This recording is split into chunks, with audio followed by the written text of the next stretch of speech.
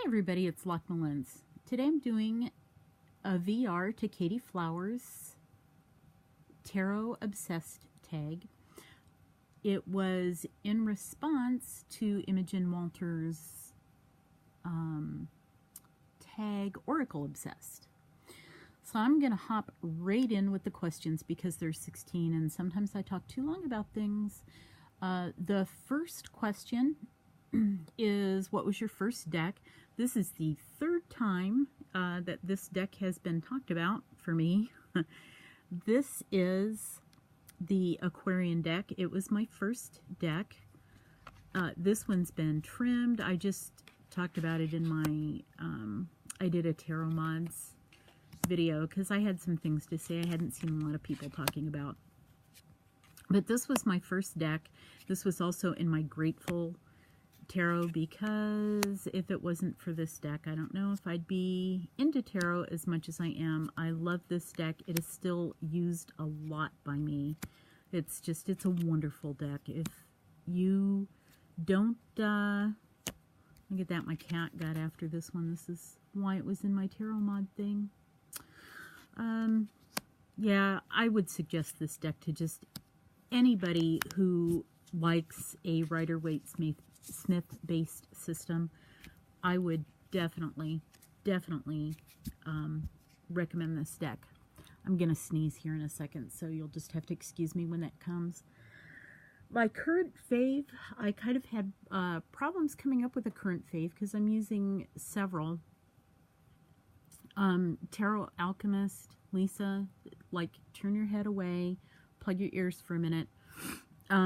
I'm thinking one of my current faves right now is Legend, the Arthurian Tarot, and I actually have Lisa to thank for this because of her. She really loves the Arthurian Tarot, and I actually delved back into the Arthurian Tarot because of her, and I'm so grateful. And I actually re-fell in love with that deck, but it has brought me to this deck, and I really just love it. Here's the Lady of the Lake. After the first of the year, I'm going to be doing a whole Arthurian thing, and one of the things that I want to do is sort of compare this deck to the other Arthurian deck. So I do have kind of another current fave right now, and that song's from The Journey Home. I'm a round deck fanatic,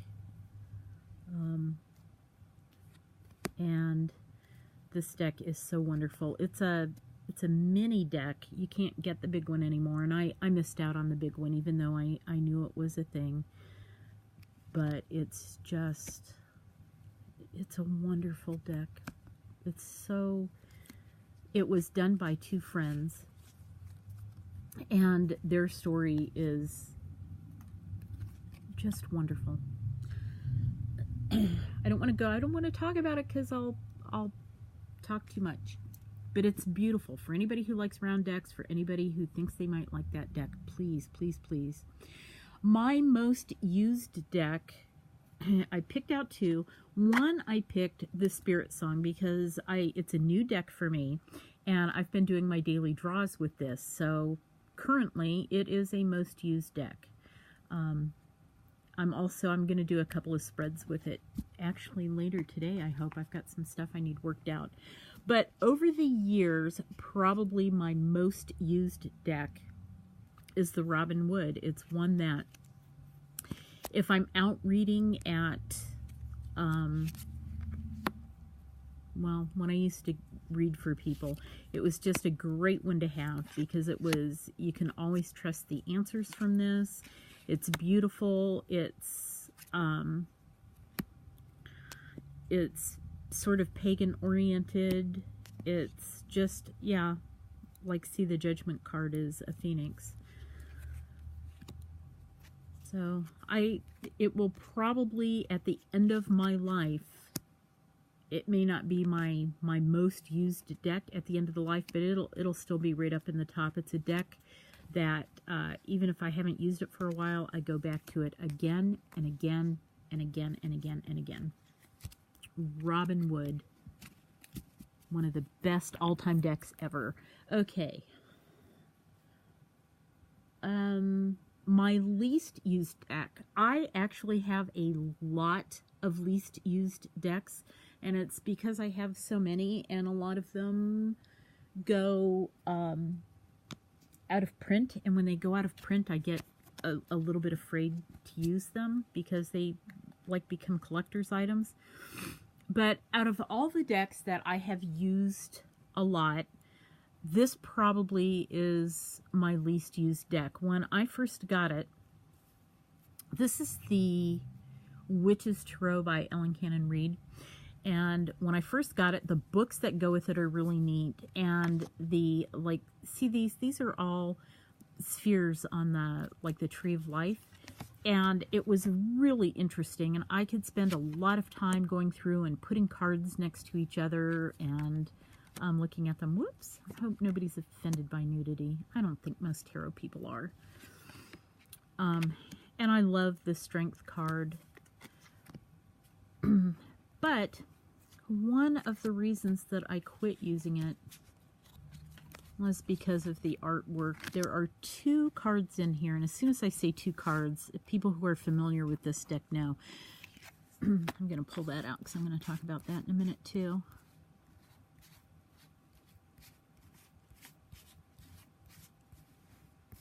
Oh, where did it go?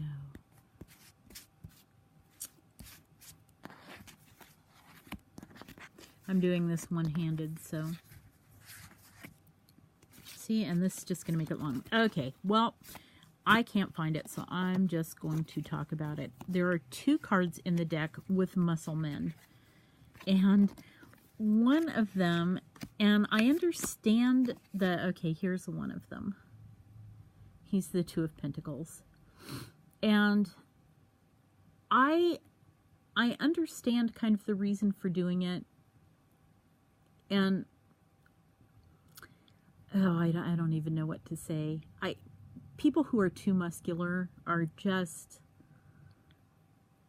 I don't know. And I think those muscles, are those muscles even real? All of those muscles? I don't know.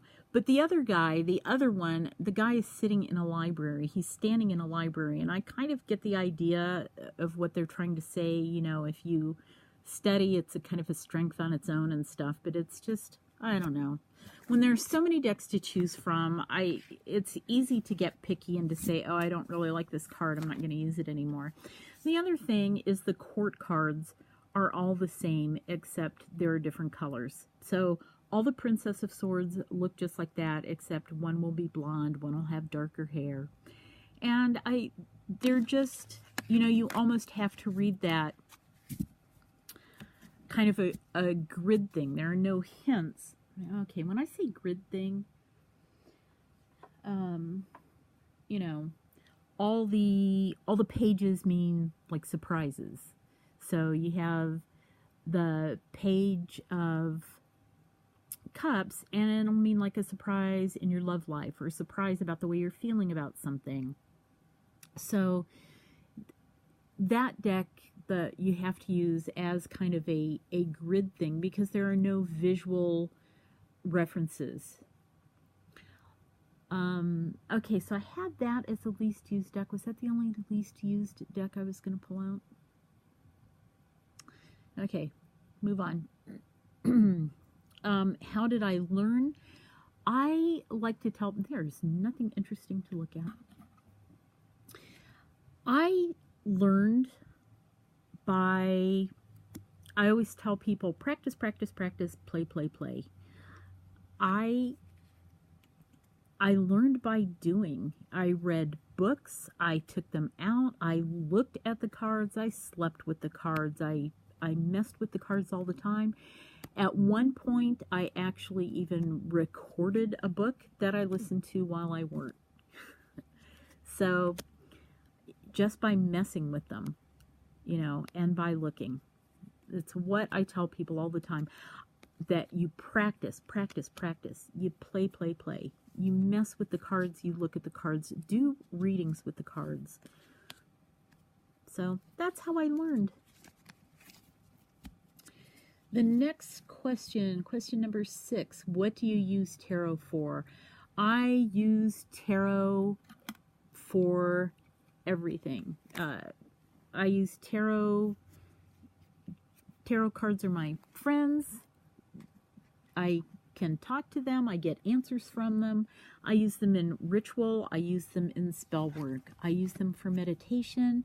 I do daily draws. I do healing with them. Lisa from Tarot Alchemist does, she's been going through this beautiful, deep healing process, and I'm just so enamored of Lisa. She's just so wonderful. And I am going to be starting a little bit of that. Also, starting in January sometime, I'll be doing a lot of healing with tarot, and it'll be a lot more surface healing, a lot more up-to-date healing, but I'll be going through some stuff. And I just love that card. It is so cute. So I use tarot for a lot of stuff. I lost track of what I was saying and how much I use it for, but I use it for tons and tons of stuff. It's very tarot. I use it for everyday stuff. I use it for spiritual work. It's just there. It's in my life. Okay, intermission. This is my tarot mug today. I'm using my little happy unicorn, and in it is the buttermint tea that everybody's been talking about. It is so yummy. Okay, intermission's over. Question number 7. How do you read? Book or intuition? I don't read from the books anymore, but I still do read the books, and then I work intuitively. Do I use spreads? Absolutely, yes, I use spreads. I like a basic 3-card spread. I love all the made-up spreads that people have been doing. I pick up those. I did a video not too long ago even about 3-card spreads, and wow, this just sounds like you should watch Lisa from Tarot Alchemist. But she answered with I do a Arthur, Guinevere, Lancelot spread, and she said, well, I'm going to do it this way, and I'm like, ooh, that's cool, me too. So yeah, I use spreads for lots of stuff. Do you mix tarot with other forms? I should just leave one deck out while I'm talking about this stuff, huh? I keep putting a deck away and then bringing another deck back out. Yes, I do. I mix tarot with oracle cards. One of the things that I do tarot with, pendulums. I do, if you, like, you can pick out, like if you're at a fork in the road, and this is one of the best things that tarot is for. If you're in a fork in the road, go through your cards and pick out a card. It's like, you know, will the Queen of Feathers serve me better? Or will the Queen of Crystals serve me better? Which way do I want to go? And then you take out your pendulum. You know, that, it's amazing. So let me see, other forms. Those are probably, I do other things, you know, I do it just for fun, to practice, to see how things turn out.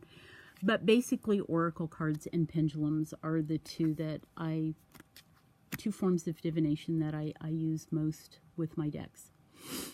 What makes a great deck? Connection. There are decks that I love the artwork for, and I ended up having no connection. There are some decks where the artwork was like, you know, it's not really my thing, but I'm going to try. And I have ended up having a terrific connection with that deck, which makes it really hard to know what decks I'm going to work well with. I used to, I can't anymore, just, you know, I don't have the money that I used to, I don't have the disposable income. But I used to try just about any deck, and now I really try to think about what decks I think will work for me. So I don't There may be some decks out there that I was just not attracted to, and I didn't have a connection with. You know, the Fountain Tarot, I finally picked that up, and I didn't have a connection with it. Same with the Line Strider, and I know those are two that people are just crazy about. And I, at least as of yet, I do not have a connection to. So I don't know what makes a great deck other than that. I have to feel connected to it. I was going to say, actually, I think it's kind of the next question. How important is it that a deck stick to a system? When I first saw that question, I thought, oh, it's really important. It really is very important. But I have so many decks that don't really stick to a system, and those are some of my deeper decks. I do like for a deck, you know, I like for it to have suits. I like for it to have a major and a minor arcana. But other than that, and you know, to this day still, are you guys familiar with Morgan's Tarot? It's not a tarot deck at all. It's an oracle deck, but it's called Morgan's Tarot, and I just thought it was funny that it was called Morgan's Tarot. So even though it has nothing to do with any tarot system at all whatsoever, I still call that one a tarot deck, mostly just because I think that's funny. So I think that what I have learned is that it's not important for a deck to me to stick to any kind of a system as long as that system makes sense.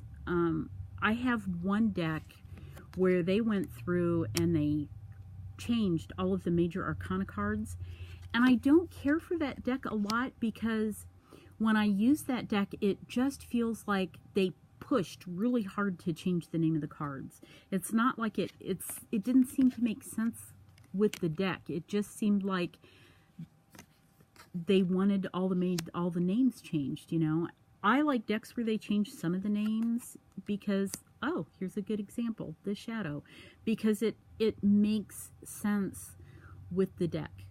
So I'm not at all offended by that. I don't care if it sticks to a system or not, as long as it makes sense to that deck. Do you have backup decks? I do. And one thing I kind of thought about, I never really thought about it until, I'm sorry, I'm all shaky. I'm still doing this by hand. I'm still not back into my tarot room yet. Backup decks. I have a lot of Robin Wood decks because I go through them. I probably currently right now have at least 4. Deviant Moon, I have an accidental backup deck for that. I bought a backup deck so that I could trim the borders, and then and it was right before it came out borderless, so now I have a borderless deck, and I have a backup of the deck. I have a backup of the Vertigo because the first edition, this is gonna, oh, this will flow right into the next question as well. Do you have any unusual decks? I got this one. It was so hard to get hold of. This is the Vertigo deck by Dave McKean, and it's just a wonderful deck, and it was so hard to get hold of that I barely used it. And then they came out with the next edition, and so I grabbed that up so that I had a deck to use. And then what happened was that deck went out of print, and that deck is also quite expensive now. I think it'll cost you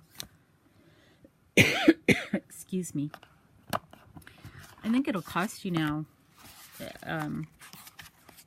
like over $100 to get what was my backup deck. But I'm sorry, one-handed. But I wanted to show how cool the deck was. The book is in here, and the deck comes in here. They didn't do this was like the first deck that I ever got that was like in a box and stuff, and they've done so much with the decks now. you know, the boxes come with magnets, or I actually even have one with Velcro. And so this was the last backup deck that I wanted to talk about, but also unusual or unique decks. This deck is, I can't get out of the light. This is just one of my all-time favorite decks. Dave McKean, Rachel Pollack wrote the book for this. Dave McKean works a lot with Neil Gaiman, who actually wrote the introduction to the book with this. It's just, to me, this deck is like the perfect storm of tarot cards. The deck is so deep and rich, and like, look at that Emperor card. Just look at that. I know for a lot of people who've watched a lot of my videos lately, I'm going on and on and on about all my cute, sweet decks, and this one is, this may be my darkest deck. I don't know. I think that would be an interesting video. I think somebody should start a tag that is your sweetest deck, or your sweetest couple of decks, or your cutest deck, and your darkest deck.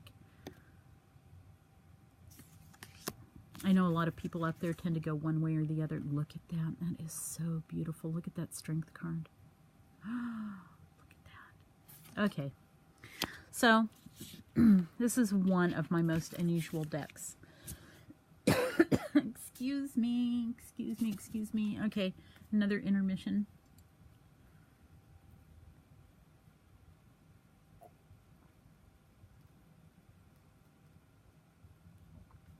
Oh, I just downed almost all the rest of my tea. Okay, Vertigo deck. Wow, get it. Okay, one of my most unusual decks is the Daughters of the Moon, and that is because before it came out colored, it came out like this. So, round decks are so hard to show off when you, because everyone's turned in a different way.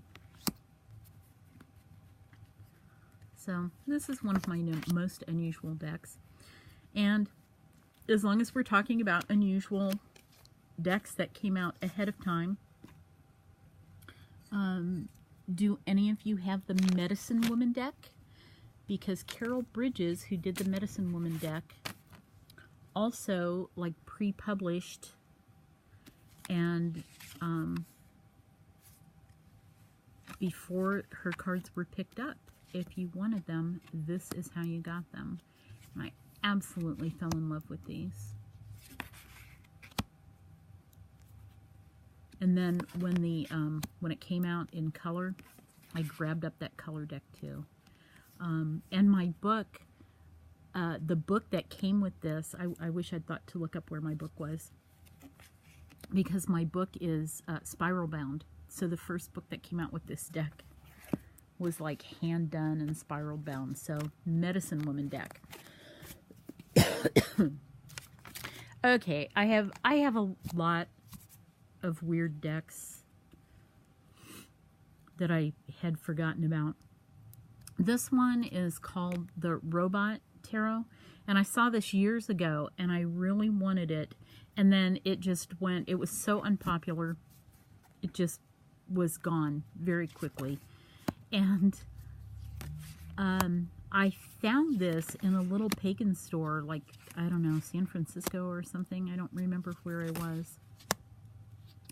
But they had it on the shelf, like they had decks they were trying to get rid of, and this was the last one, and it was like half price. And I took it up to the counter and I told them, I said, you know, this deck is hard to get hold of and you can get more money for it than that. And she was just like, please just take this deck. And I think she actually gave me another 10% off or something just to take the deck. So this was like a really good find. I went through today as I was picking out this deck. I realized it was not in order, so I put it in order. But I have to show you, I put this suit on the bottom. It's only in Italian, you can see. But look at the last suit. I don't know. Does anybody speak Italian? Is that Nebula? I don't know. But, and this is probably the reason why I never read a lot with this suit, or with this deck, was the suit kind of, it didn't really turn me off from the deck, but, excuse me. But all of a sudden this deck got really hard to read. So maybe somebody like, oh, though I did like the court cards they still put. And there's the horse. And there's the queen's crown and the king's crown. Maybe Kelly from Truth and Story could just like pick this up and start reading with it. Okay, one more unusual deck, and then I'll get on to the next question. But my Thea's Tarot, again, this one was hard to kind of track down. I wanted this deck for a long time, and I never saw it in a store. But they're all, I thought they were woodcuts for a long time, but actually I think what they are is paper cuts. And it's definitely a female-centered deck. A lot of my older decks are female-centered decks. Look at that Lover's card. It's so striking.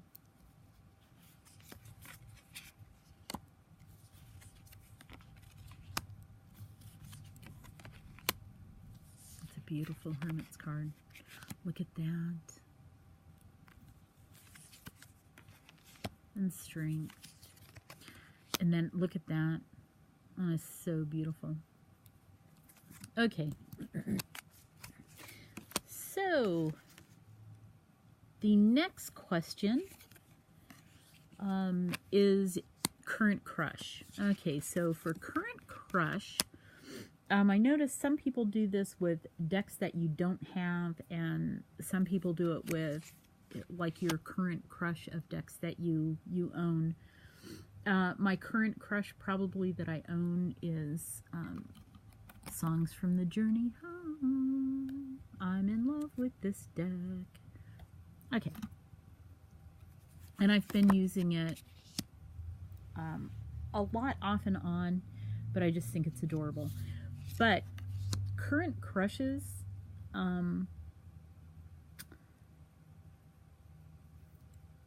are, wow. I want the Smith-Waite Borderless deck. I want the Japrid's deck. I just think that one looks really cool. I'd like to try that Vice Versa deck. I think you could do a lot of cool things with that. Excuse me. I want another copy of the Fey Tarot, because, and wow, I'm going to mention her again, Lisa from Tarot Alchemist has trimmed hers, and I can't bring myself to trim mine. My backs are different than hers, and so I don't know if that's because she lives in a different country and they're just reprinted from somewhere else and did that, or if my deck might be worth a little bit more. Maybe her deck's worth more. I don't know. But, and I like her backs better. But I want another copy of the Fey Tarot so that I can trim it and keep my copy intact. That Alice deck from Baba Studios, I wanted that deck so bad. I can't spend that much money on a deck, but I really, really wanted that deck. Mons Tarot, it's so cute. I want that. I want the Hesychos and the Delos. There's one round deck. Actually, there are two round decks. I don't have, I think it's called Shining Angels, but that is one that's pretty far down on my list, even though it's round. I don't do a lot of angel decks. But the other one is the New Earth. It's on Etsy, and it looks like a really, really cool deck. I would like to have a copy of that. So, those are my crushes that I don't have.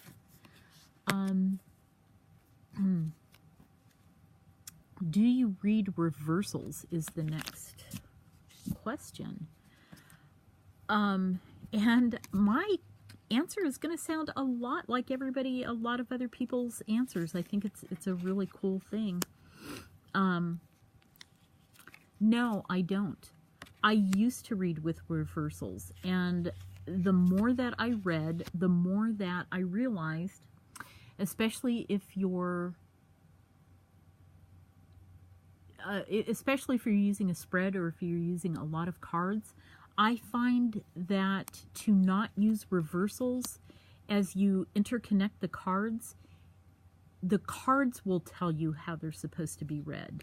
Some cards just, you know, you kind of look to the shadower side of a card just because of the surrounding, just because of where the story's going, because of what the spread is telling you to say. So, no, I do not read with reversals, and that is why. If you could only read with one deck, what would it be?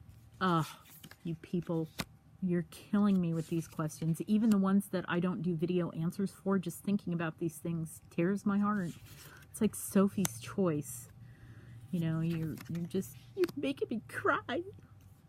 One deck, what would it be? You know, I'd almost have to go with Robin Wood.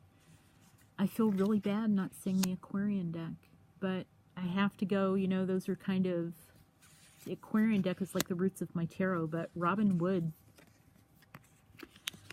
Robin Wood's book, a lot of people do this now, and I think Robin Wood was the influence. I think there's a lot of Robin Wood influence in modern day. I think she had one of the first really super modern decks that has influenced further, and one of the reasons I think that, and if I'm wrong, if anybody knows differently, let me know, but Robin Wood's deck was the first deck to say, especially when you read the book, you know, I changed this and this is why. You know, to me, this is what this means. But also in her book, she's also very big on, hey, if you don't see it that way, you read it how you read it, you know. And it just, at the time, was a marvel to me. It was so new that a deck artist was saying, this is why I did this is why I changed this. But if you don't see it that way, you do what you want to do. And I think that's a lot more commonplace now. But I think Robin Wood, if I'm wrong, if somebody can find an earlier deck and a book that does that, let me know. Let me know, let me know. But those are my answers. I had a really fun time doing this tag. It went way too long, but thank you guys for watching. I have only watched a few of these because I couldn't stay away from them because I think the tag is so fun. So now I'm going to go watch a whole bunch of other ones. So thank you all very, very much for watching. Hopefully I'll do another tag soon, and lots of love to you all.